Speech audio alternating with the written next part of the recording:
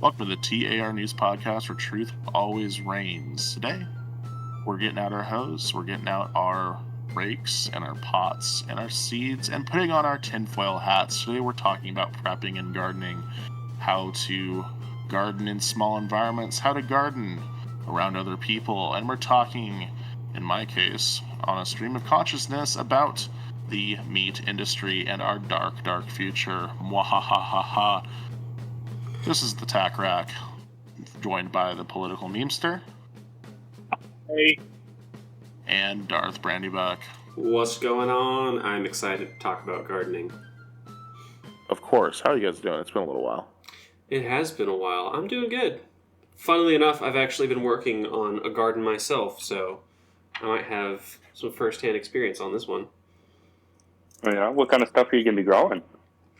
Let's see. I've got a bunch of potatoes. I got a bunch of onions. Trying for some tomatoes, but it's been kind of hot lately, and those don't tend to do too well when it gets too hot, but we'll see. Bunch of things you can boil, mash, or stick in a stew. You know, funny enough, I really don't like stew. I think it's disgusting. Are you a soup? Are you just a soup hater in general, or stews?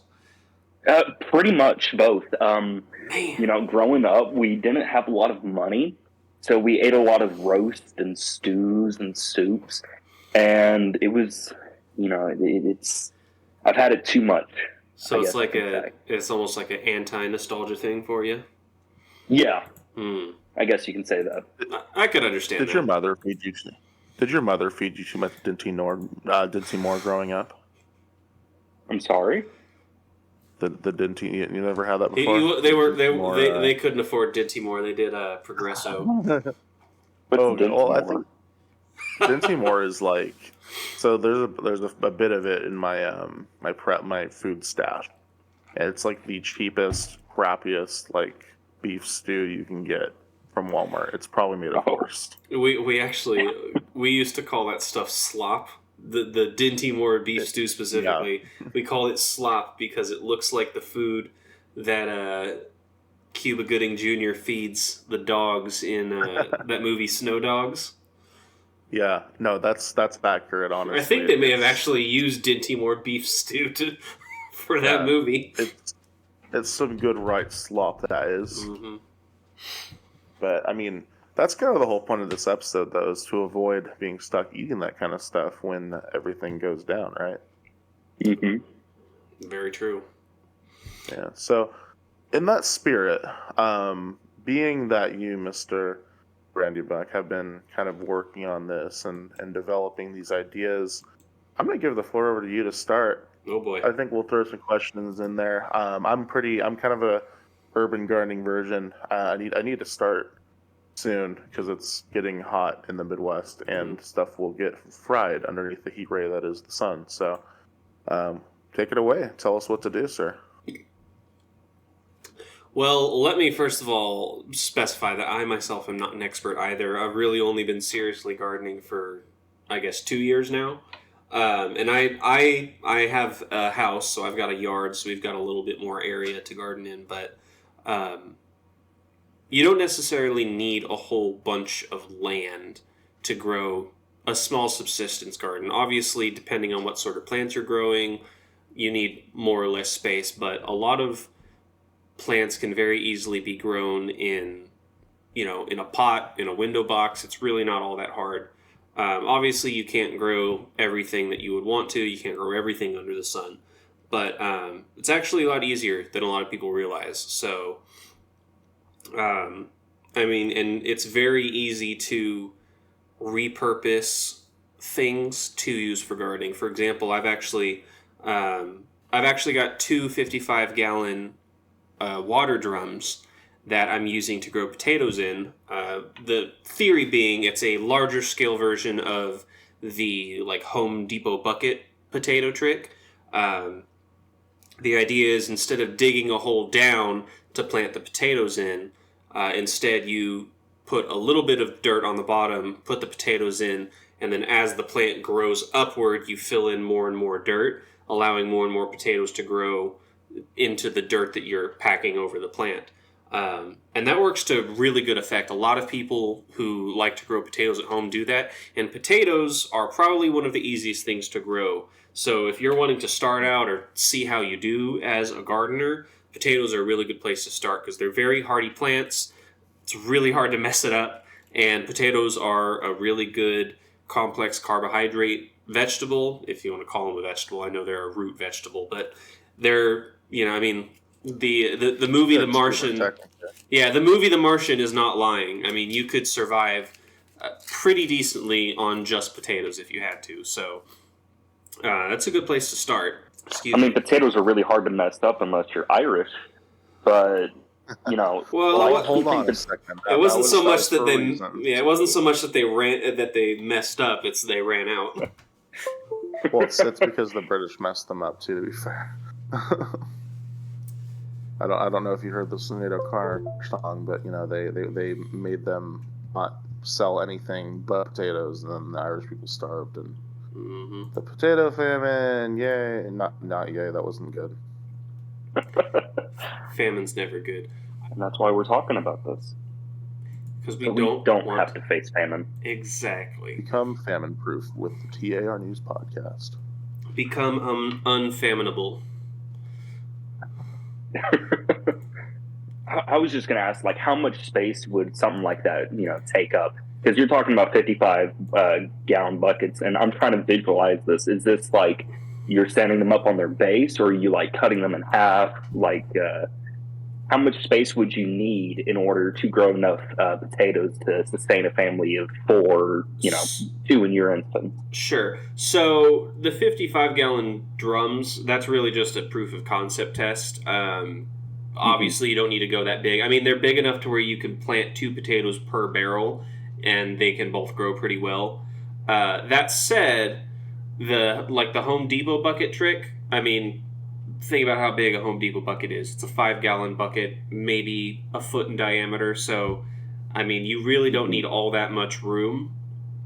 Just make sure they're in a place where they can get some decent sunlight and, airflow. And I mean, one planted potato can grow, a small bag's worth of potatoes off of it. Obviously, they're going to be, a little bit smaller than a grocery store russet potato, and it depends on what sort of potato you're growing, obviously. But yeah, it really depends on how much you necessarily are wanting, not so much how much room you have, because obviously the more you want, the more you're going to have to plant, the more you're going to have to grow. But yeah, I mean, you can grow plenty of potatoes off of a couple of the Home Depot buckets each. So, and that's just one way to do it. I mean, you can also plant potatoes traditionally just in the dirt. You got to make sure they have loose dirt that's not super compact, sandy or clay, because then the potatoes won't grow super well. They'll be really small. They won't really grow a whole lot. That's what our problem was last year. Before I did the water barrels, was a good portion of the dirt where our garden is underneath the gardening soil is really kind of hard clay packed, and that's a problem for root vegetables because they have to grow downward. They don't necessarily need to grow upward. So if you're wanting to grow potatoes, carrots, any sort of root vegetable, you do still want nice, good soil, but you want to make sure it's not something that's going to get super duper compacted by rain or by clay or sand or something, because then they won't be able to grow super well. And that's why a lot of people do the Home Depot bucket trick, because you can very easily control what sort of soil conditions you have. Yeah. Right. I've never heard of this Home Depot bucket trick. Yeah. You'll definitely have to send me some links to that. But I think a lot of problems that the majority of people are going to have is not necessarily the money aspect, but the space that they have. So do you know of any other tricks apart from barrels that people can utilize in a small area? Yeah. So like I said, window box gardens can be grown very effectively. I mean, if you're really a lot of garden plants don't really need a whole huge swath of land to grow.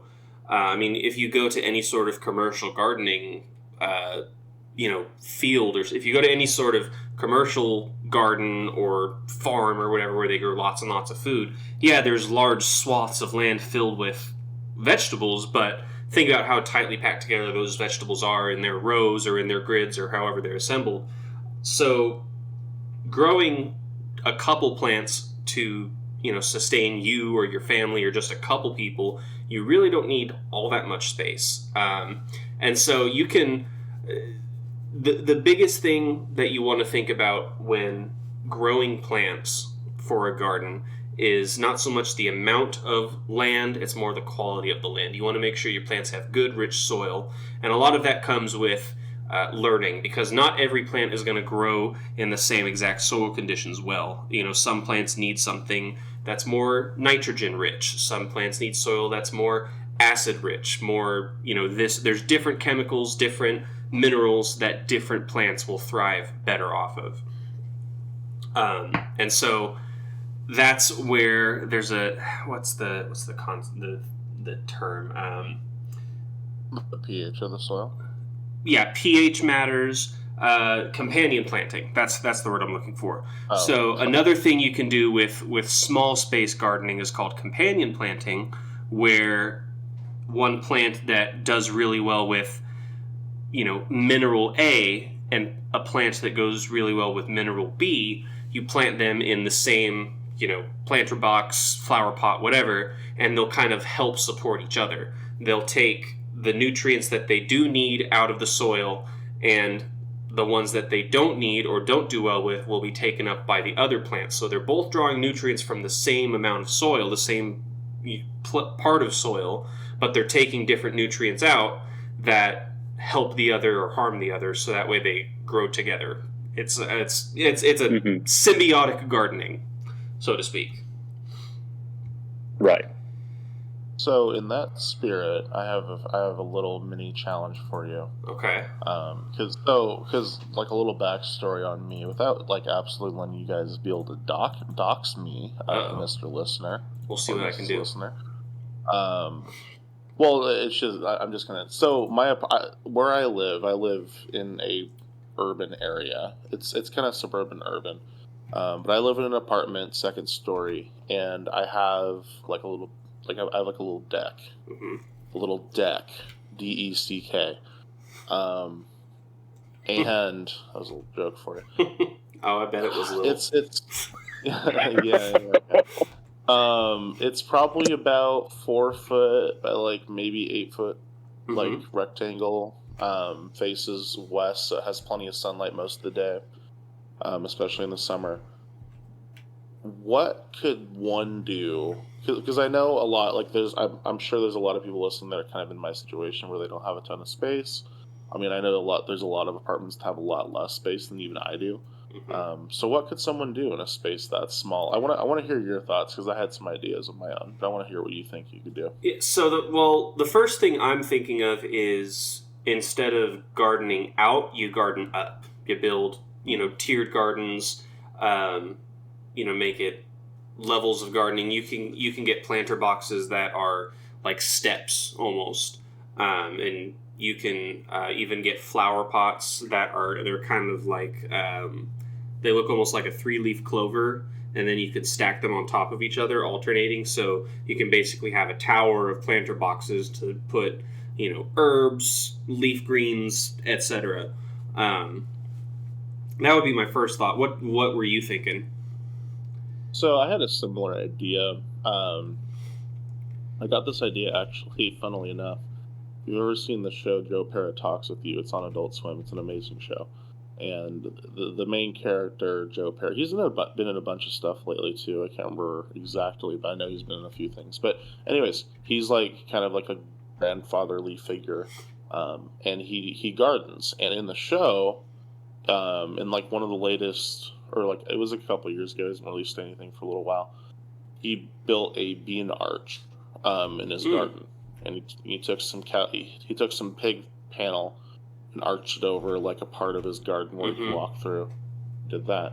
So my thought was, and the only thing stopping me from just going out and doing this is that I have squirrels galore in my apartment complex. I'd have to kind of figure out how to deal with that.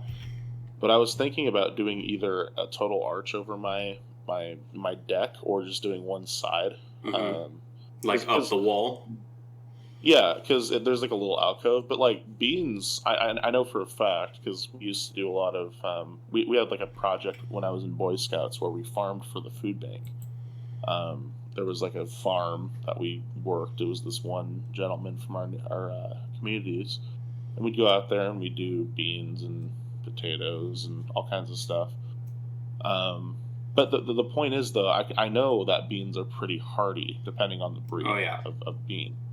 And, they grow a ton. So our thought process there was, build a little bean trellis and then maybe cram some more vegetables and stuff off to the side on that same, because I want to have enough room to still sit on my deck. Sure. Got to get outside and kind of touch grass every now and then. So that was kind of the idea, but it's kind of like yours, like do a little bit of like elevation to it, but do like a bean arch or a bean, a bean stand. Yeah, a little bean stand. Yeah. So, and what you were saying about beans is that's another thing I'm growing is various types of beans. Beans grow very easily, very quickly. One of my bean plants is maybe only like 1.5 feet tall, and I've already gotten 6 or 7 full bean stalks off of it. So, they can, or bean pods, excuse me. So they can grow really well with not a whole lot of room. But the big thing with coming to gardening on really any scale is you want to make sure you plant well first. And something that I did this year that actually worked out really, really well was you can use the paper mache egg cartons that you get at the grocery store. You can use those as seed starters. So don't use like plastic ones or styrofoam ones because those are just trash. But the brown cardboard kind of material egg cartons are really good for seed starters.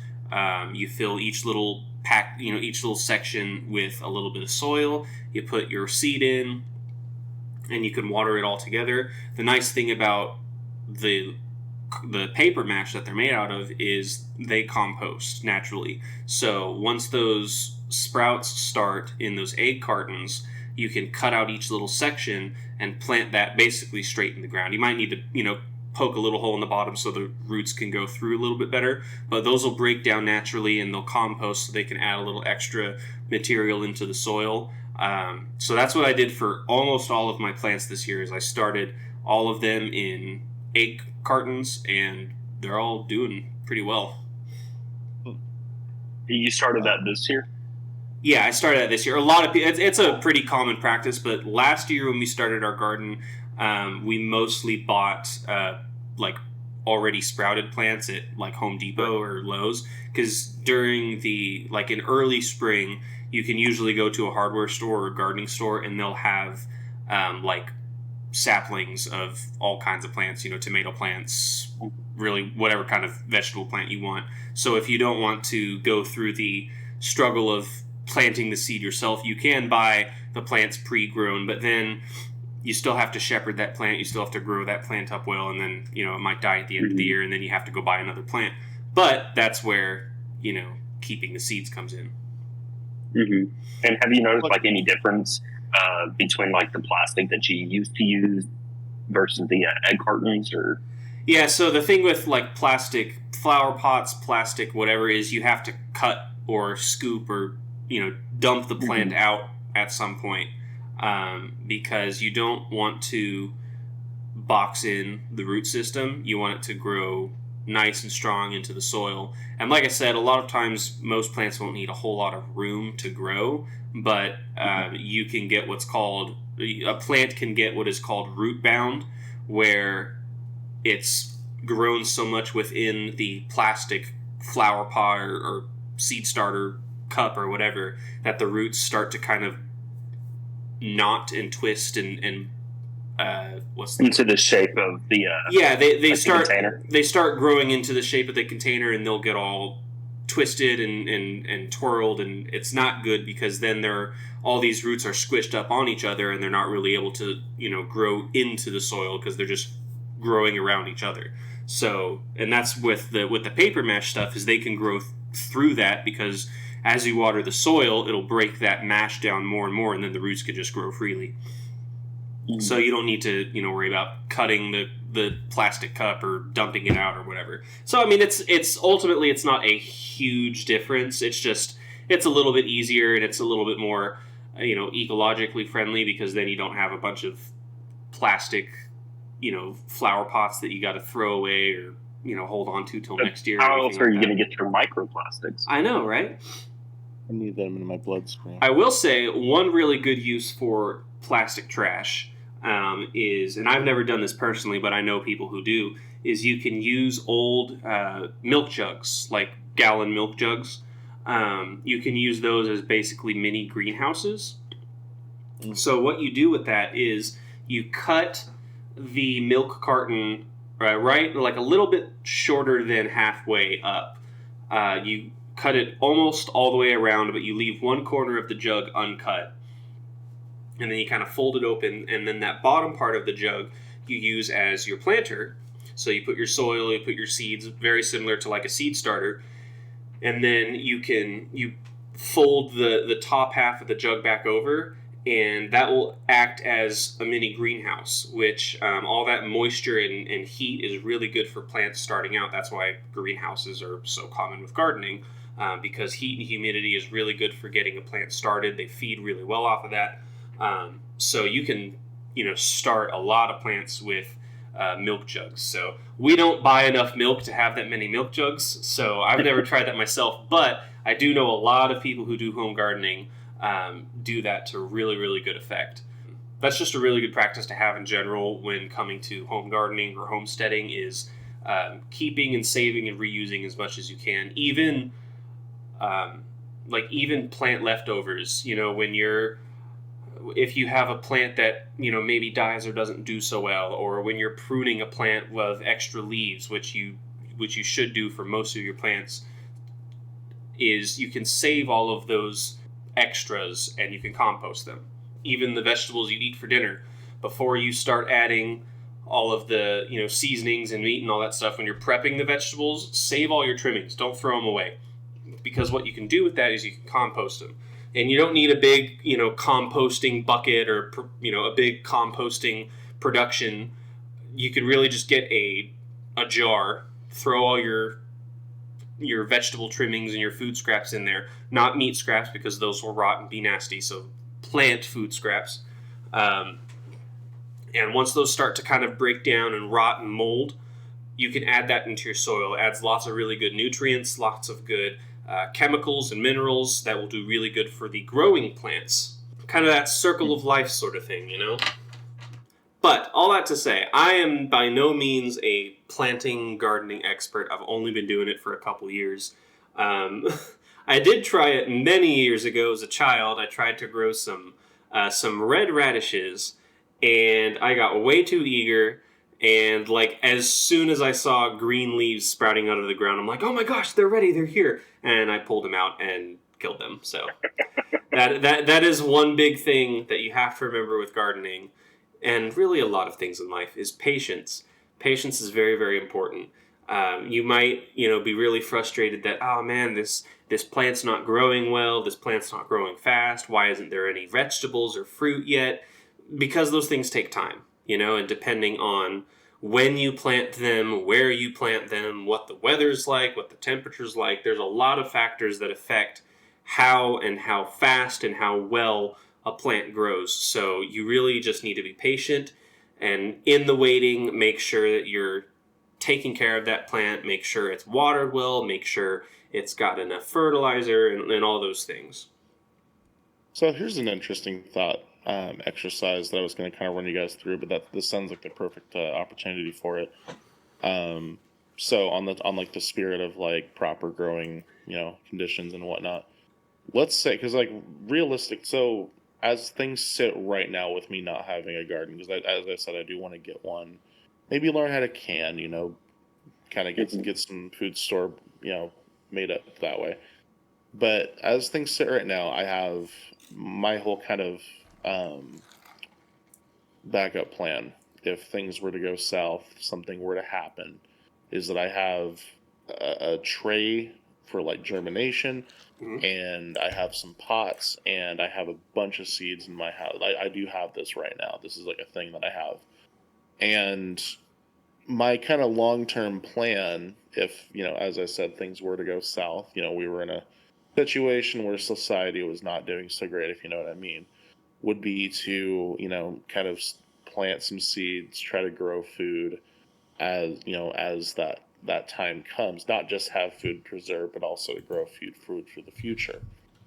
That being said, if one were to do that, what potential? So let's just say, for sake of argument, because like to address this in the parlance of like a nuclear event or something like that would be a whole nother ballgame compared to just like societal unrest. Let's assume that it was just like an EMP or a solar flare because the northern lights came clear down to my city last night, and that was kind of crazy. What things would one need to consider? Not just I'm growing, maybe not so much an issue there, but more so how you handle that garden in terms of the people around you, in terms of harvesting. What are some ways that you can kind of run that garden to not only serve you but potentially those around you if the need arises? Well, have you looked in your area for community gardens? I really haven't. I don't know of any in my area, come to think of it. I'm sure there is. I just don't know about them. But Well, I can tell you, where I live, across the street, there is a community garden that is going unused. And the more that you look around, you'll start to notice them here and there. But I would just do some research right now and look to see if there are any in your area. And if there isn't, you could probably petition, or you're in an apartment, right? Yeah. Yeah, you could, possibly petition your landlord, for a small bit of area to make a community garden, set up some flower beds, maybe raised flower beds, and, start getting that in. I would even start with like an archway with, that you can grow cucumbers and tomatoes on. A lot of those vegetables don't take up a lot of room, and they're pretty easy to maintain. So you can get that started right now. By the time that winter comes, you'll have, a good amount of fruit and vegetables to go around. But I would start with that. But if you can't, I'm not really sure what you could do with your small amount of size. But like Darth said, probably some raised flower beds, ones that hang off. And you said stair ones, right? Yeah, I don't know what the right word is, but yeah, just a tiered planter box, a stepped, trellis, something like that, where it's basically like shelves that you can put different plants on as it goes up. Yeah, I have a friend. I have a friend here where I live, and they have something like that inside where they grow lots of herbs, and like chives and parsley and dill and that sort of thing. And they don't different herbs and spices. Yeah, they don't really take up a whole. Oh, I see what you did there. Took me a second. Yeah, they don't have a whole lot of, or the planter box doesn't take up a whole lot of room, because it goes upward, and so they're able to grow a decent amount of small leafy herbs. So here's the question in their kitchen. All. Small leaf herbs. Here's the question with this all, though, and what I was kind of trying to, I'm trying to kind of like hint at this, but we got the, the fundamentals down. We're growing plants. We got it going. We got a place to grow plants, maybe even a community garden. But if there was to be a societal collapse event, something like that, not to be doom and gloom, but if there were to be something like that, I mean, we're preppers. I mean, that's kind of our whole thing. But, if that were to happen, how would one negotiate having a garden potentially full of food when your neighbors or the people sharing the garden that you're working on, or people around your area are running out of food and they're looking for food sources? How does one, navigate like garden trade situation?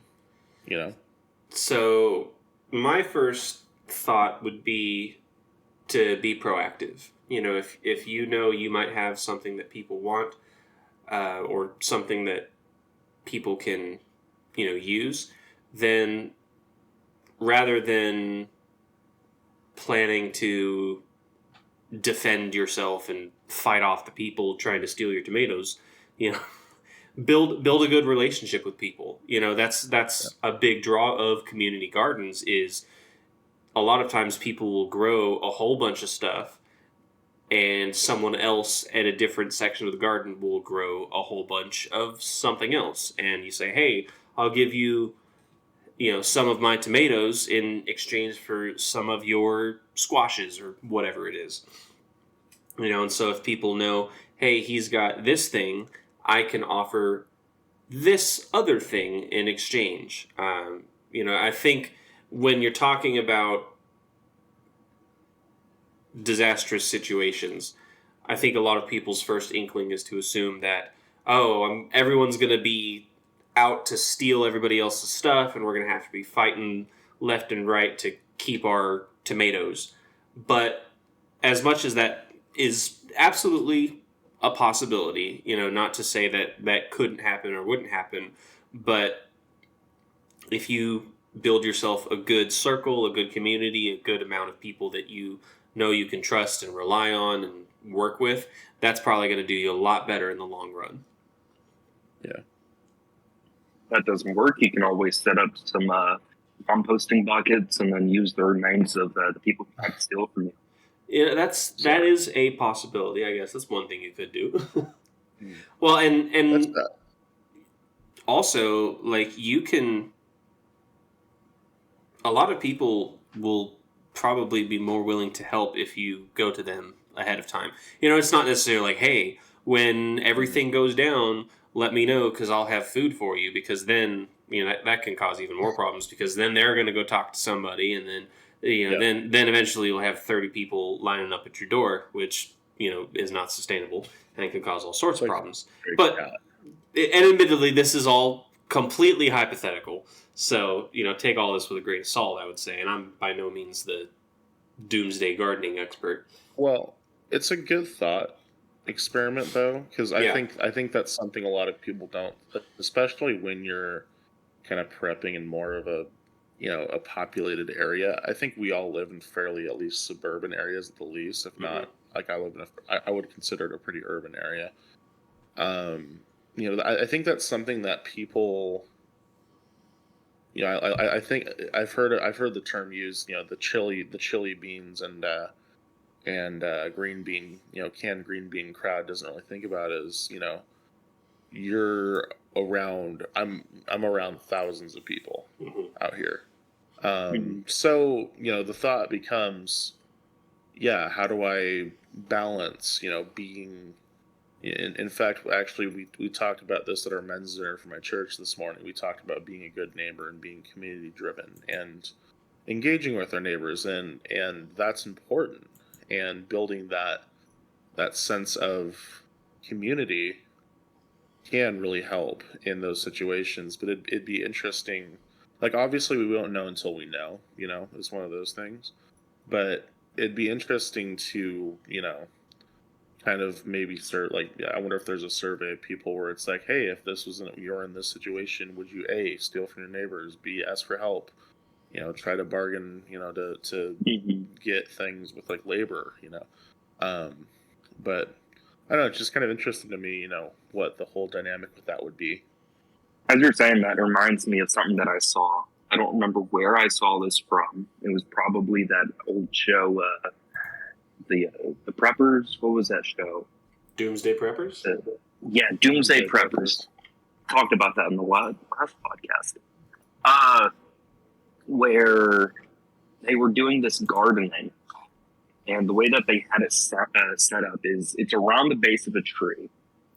And the furthest layer out is like these thick thorn bushes. So whenever someone passes by, it just looks like a big old pile of thorn branches, and they're not going to want to go through there.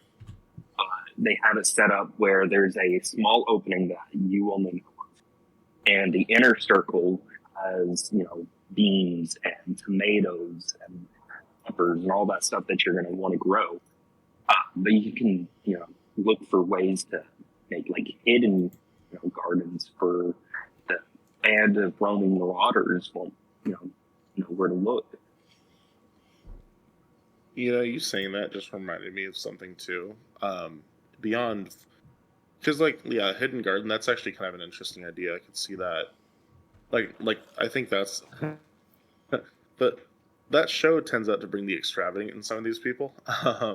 That is kind of like, it's like something you'd see on a Rust server, but like that made me think of, so like we have chickens back home at my parents' house, and we have like a pretty nice coop. It's like in the ground. It's like not going anywhere. But there is a really popular movement of people from Washington State, Western Washington, in those urban areas of having stealth coops where they'll have 3 or 4 chickens, and they'll have the coops kind of either disguised as, not to look like a coop, or it'll be, something that they can move around their yard so it doesn't just screw up their yard.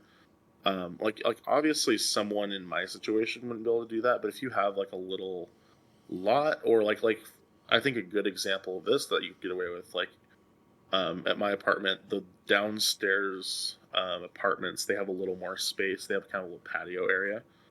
But like someone in that's like someone in a situation where they have a little more area, they could totally make like an old trash can, or make some like wooden boxes into a little chicken coop.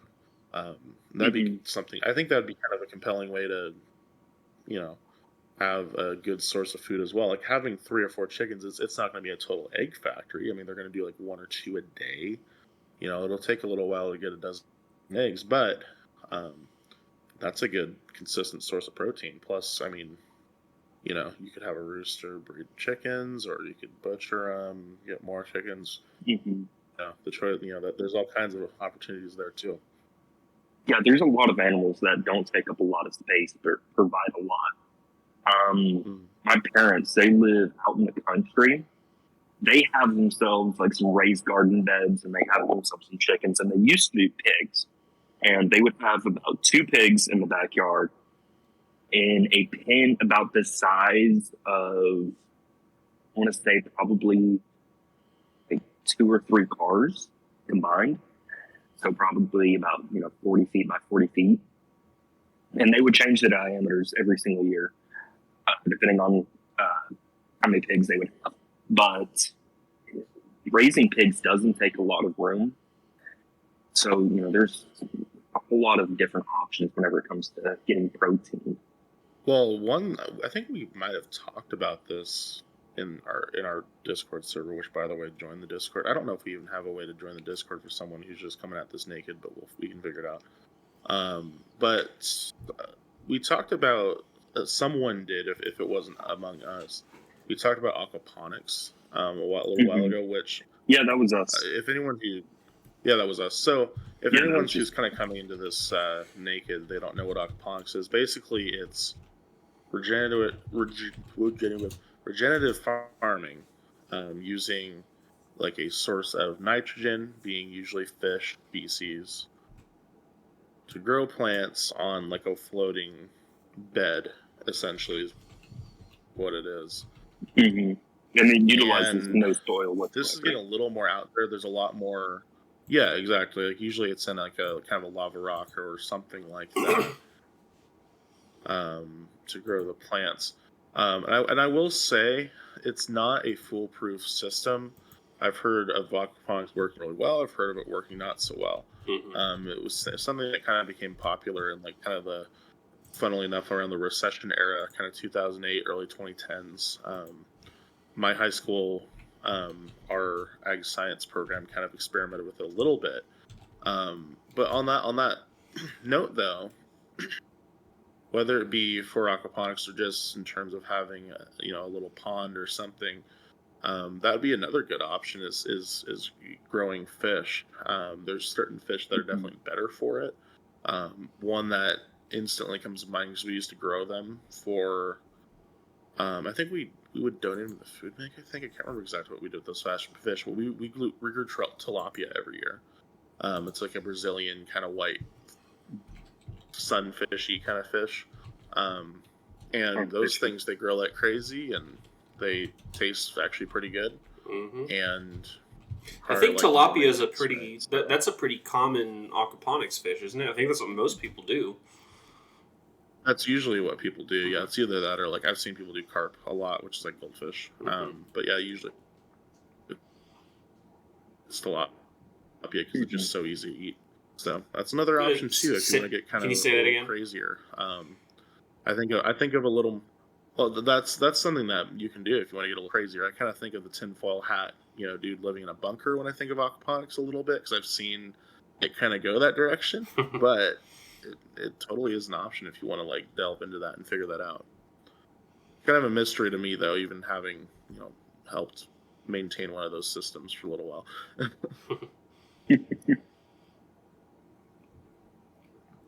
And we're also going over probably the most common and probably the most known animal to farm, which is rabbits.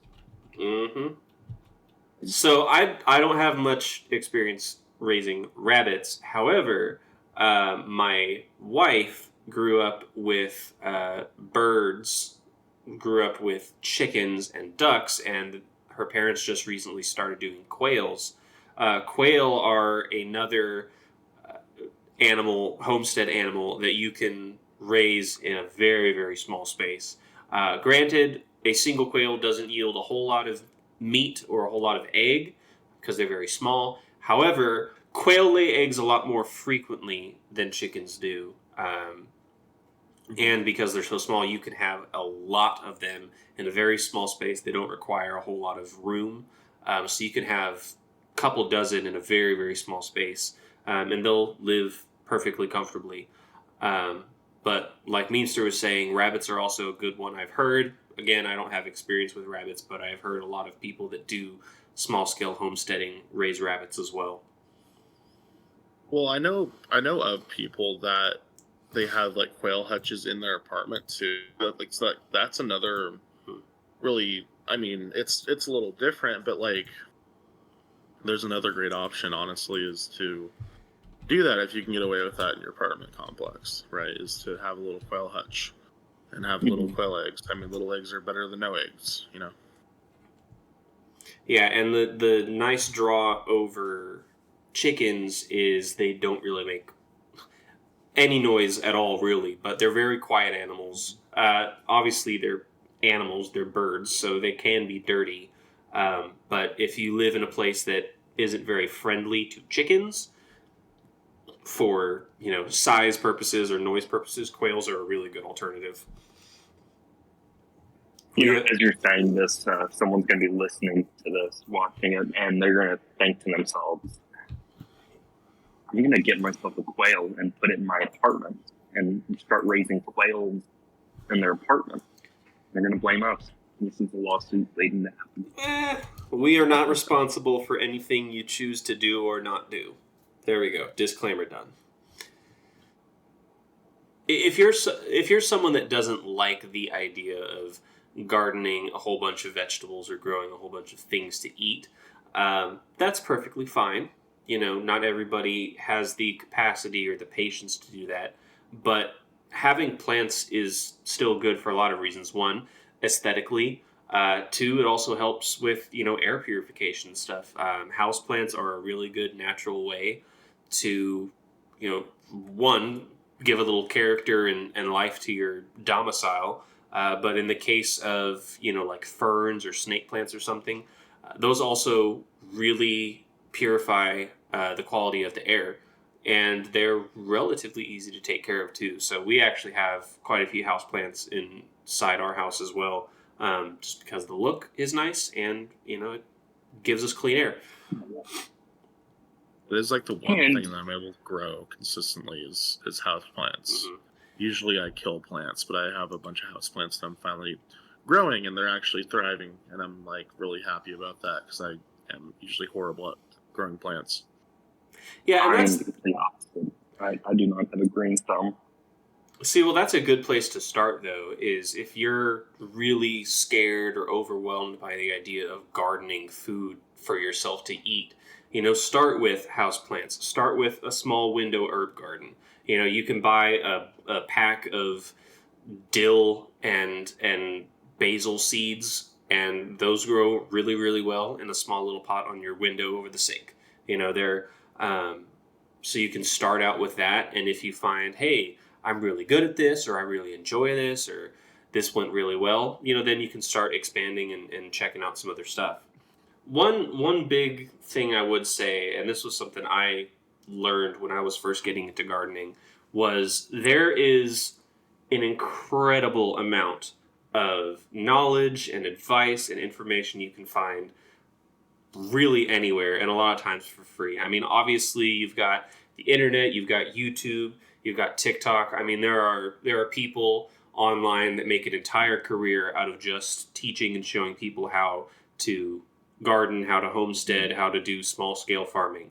So that is an absolutely wonderful resource. But on top of that, you can get a lot of like physical resources completely free or very cheap. I mean, you can go to gardening centers and get pamphlets, you can get handouts. In fact, I last year went to a gardening convention in Northeast Texas, completely free. It was 5 or 6 hours worth of just really, really good gardening advice. I got all sorts of pamphlets and graphs and charts and all that sort of thing. But you can also find really good gardening and farming books at secondhand stores, at libraries, obviously.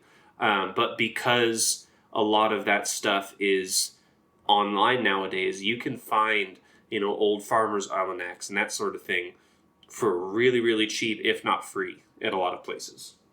Depending on the state, like back in Washington, this was especially true.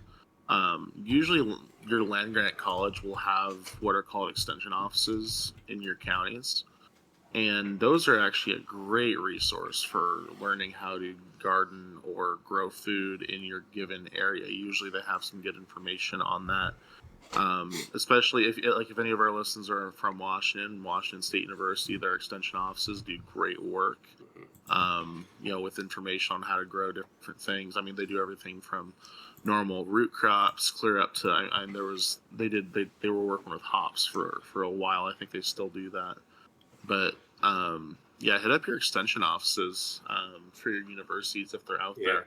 Texas A&M has a big one. I don't know about here in Kansas. I know there's probably it would be KU, but or K-State, excuse me. That would really infuriate some people if they heard me say that. Yeah, no, that's a really good point. A lot of colleges and universities, especially bigger ones, have really, really good archaeological, have really good agricultural departments. I mean, Texas A&M, they've got chapters basically statewide. They've got little places all over the place where they do all kinds of different gardening and farming and plant work. And all of that information is very easy to find online. Have either of you ever seen the movie Snowpiercer? Yes. I cannot say I have. First of all, great movie. One of the few Chris Evans movies I actually really enjoy. But in short terms, the whole concept is there was a giant second ice age, and now all of humanity that is left is contained within a miles long super train that constantly just travels in a circle around the earth. And so the people in the back of the train are living in disparity, and they decide to revolt and take over the train. Really good movie, really weird concept. Anyway, one of the ways that the people in the back of the train are oppressed is they are forced to eat protein blocks, and it's just 4-inch by 1-inch square block of goo of like just kind of gummy. It looks almost like fruit leather or gummy candy. And as they progress further and further towards the front of the train, they come across the food processing part of the train, the food processing car, and they find the machine that makes the protein blocks, and literally all it is cockroaches and crickets that are crushed up and processed into blocks. Yummy. Meanwhile, the people at the front of the train are all eating, sushi and lobster and steak and all that. Great movie, by the way. It's a sequel to Willy Wonka. It is a sequel to Willy Wonka. I have heard that entire theory. I subscribe to it. It's great. You have to. If none of that makes sense, you need to watch the movie, and it's specifically the Gene Wilder Willy Wonka. Watch the Gene Wilder Willy Wonka, then watch Snowpiercer, and then find the theory video on YouTube. It will make so much sense. Probably. Is this coming before or after Charlie and the Great Glass Elevator? You'd know if you're into the Wonka cinematic universe, you would know that book. The Wonka cinematic universe. If you're a real chocolatier. Interesting. Yeah, that's gonna be. I think that's gonna be kind of a big societal. Like truly, this is not just me putting my tinfoil hat on. Like I do think that's gonna be truly a societal issue. Fairly soon, I will say, the Tim Burton, Johnny Depp, Charlie and the Chocolate Factory is actually, in fact, more accurate to the book. So, way more lore accurate. It doesn't have the crazy paddle boat from hell. It doesn't. But no, I think that's going to be an issue we're going to be seeing soon. Being someone who's been in mostly in animal agriculture in the past, is that I think we're going to see our source of protein shift from, purely animal-based proteins to, stuff that may be more towards, and not willingly. It's going to be more of they're going. I think the powers that be, personally, this is just me kind of spouting really quick, but I think there's going to be some sort of coercion to go, hey, it's better, and there already is, to be fair.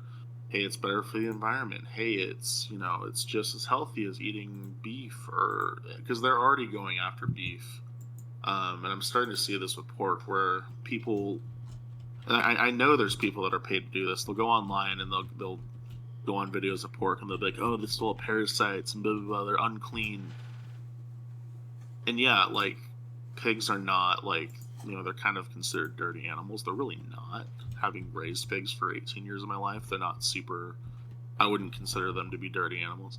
But what's kind of happened, though, I think, is that they're going to try to kind of get us on these protein sources that are more easy to control in terms of, what are in them and how they affect people. I mean, the pharmaceutical. Okay, maybe a little tin hatty here, but the pharmaceutical industry already kind of tries to keep us sick so we stay on their supply, right? So in the future there may be a movement to make us try to get on a insect based diet, whereas if you're in the know, that pork is the most efficient way to make meat. They use the least amount of square feet, they grow the fastest, you can feed a pig whatever scraps from the field, or soybeans are kind of the thing they feed them right now.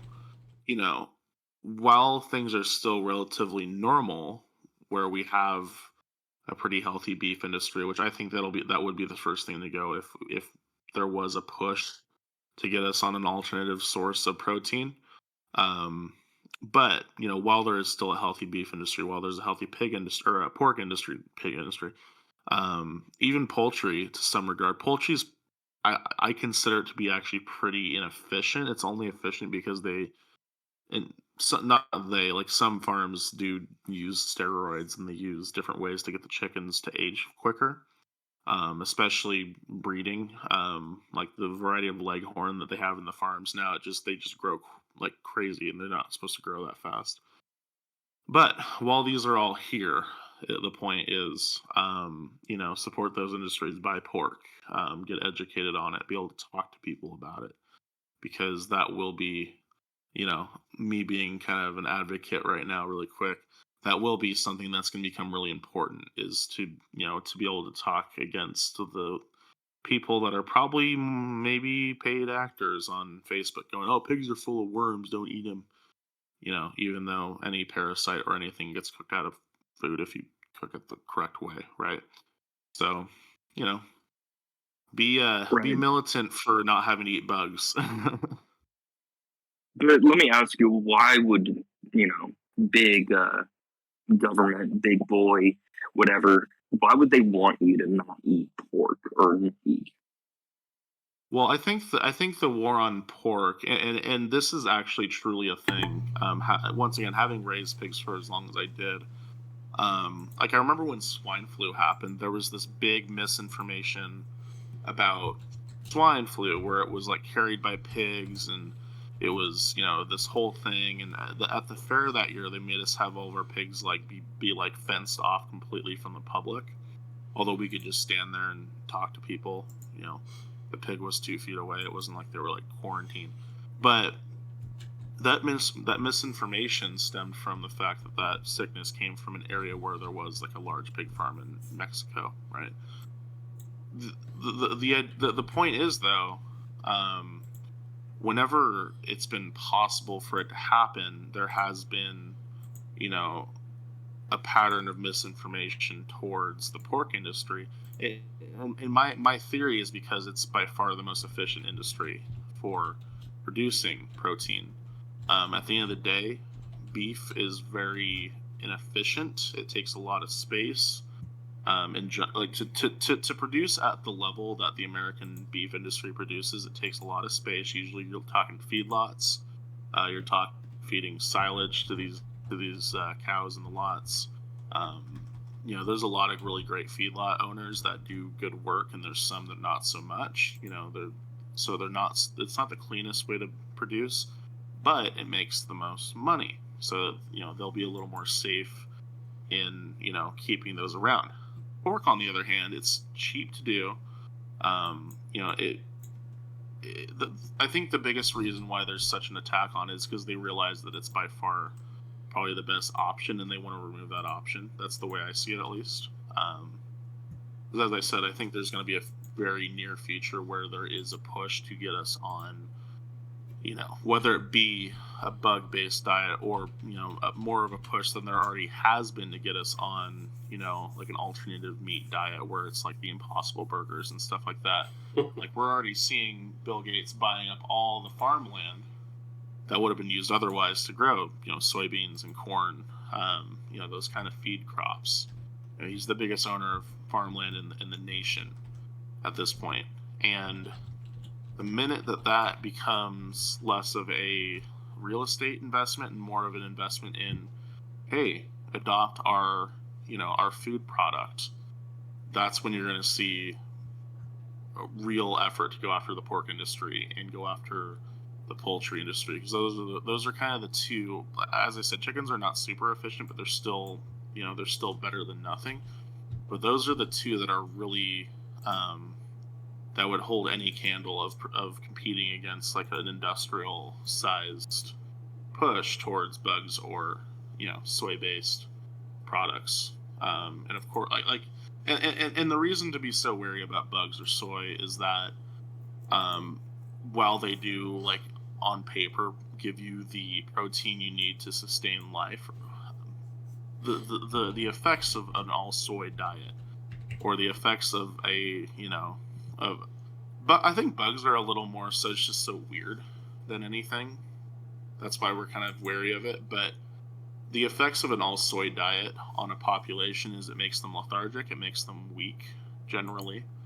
And this isn't just me, talking from the standpoint of like Instagram male machoism. It's a fact. It makes you lethargic, weak, and complacent, and that's kind of that's been the playbook of what I guess what we would call the globalists, especially since COVID started. I've noticed, they want us to be this population that is easy to control with crappy food, with, you know, bad entertainment that they can just plug in and make us watch. And, you know, as a result, all the people on the top kind of rake in the profits and aren't challenged, you know, for what they're doing. And we're already kind of seeing that. So it all comes back to a point of control. It's not just, oh, they want us to be weak because it's funny and fat people are weird. It's that the powers that be want control over us, and that's going to be ultimately the easiest way for them to wrest control, is to mess with our food supply, mess with how we eat, and whatnot. That was long. You got me talking, but yeah, hopefully that wasn't total frontier gibberish. They want us to eat bugs. That's what it sounded like. It kind of did, but at the same time, it's an important issue. When I was in FFA, Future Farmers of America, we actually, that was actually a topic that came up a lot, was the emerging bug industry. And back then, It was kind of a glimmer in everyone's eye. Yeah, back then it was a joke. Now it's a little bit more of a... Yeah, it was more of like a talking point back then. Now it's like very much becoming a reality. And that's why and I think even like the artificial meat industry too, like the fact that all of these things went from kind of this far out idea of like, this could happen. You know, I think of there's like all those engineering videos on like Facebook where it's like some dude from like Bangladesh makes this crazy invention they thinks is great, and it's like, it's all fancily animated. These things, these bug proteins and artificial meats used to be as outlandish as some of those things, but all of a sudden, fast forward, it's been about 8 years since I've been in an FFA, it's becoming a reality. And that's the only reason why I'm so concerned about the prevalence of all this, is because it has very quickly, you know, become what one could see as what could happen. And once again, it's all because of that control factor that all could produce. So have babies, grow protein, be based like us. Well, the nice thing about that is that it's never too early to start, you know? Yeah. Having been such a long-standing, experienced gardener myself of 2 years, you know, it's, like I said earlier, it is kind of daunting and worrisome and overwhelming at first, but like with any good thing, you get better at it with time. You get more experienced. The more you try, the more you work at it, you'll find out what does and doesn't work. You'll find out what you're good at, what you're not. And that's part of the process. You know, that's what we should do in really all areas of life, is keep trying, keep working. Something doesn't go the way you want it to, figure out why, figure out what you need to do different. And that's where patience comes in. You know, patience is a very big part of gardening, and learning how to do lots of new things in life. So all that to say, if you are interested, even just conceptually, in gardening, in farming, obviously none of us are experts. It's very possible we may have given some incorrect information, you know, so take everything we're saying with a grain of salt. But it's never too early to try. It's never too early to get started. Stay curious. What we're saying is, be like us. Go on an autistic deep dive on YouTube one night and watch nothing but gardening videos and annoy your girlfriend. That's what we're saying to do. Yes, it is never a bad time for an autistic internet deep dive. Well, that being said, guys, I really appreciate the talk. I did a lot of talking there. I apologize. Yell at me in the comments if either if you enjoyed the stream of consciousness or not. That's what you get when you have a touch of the tism. But to you two, thank you so much for joining us here for a good discussion on home gardening. Hopefully some of these tips can serve us all in the future, or hopefully they don't, you know, because that's kind of the whole idea, is to prep for a bad future. You know, hopefully it doesn't happen. But that all being said, thank you so much for listening. We'll have episodes coming out very soon after this. Have a good rest of your day. Thanks for tuning in. Bye.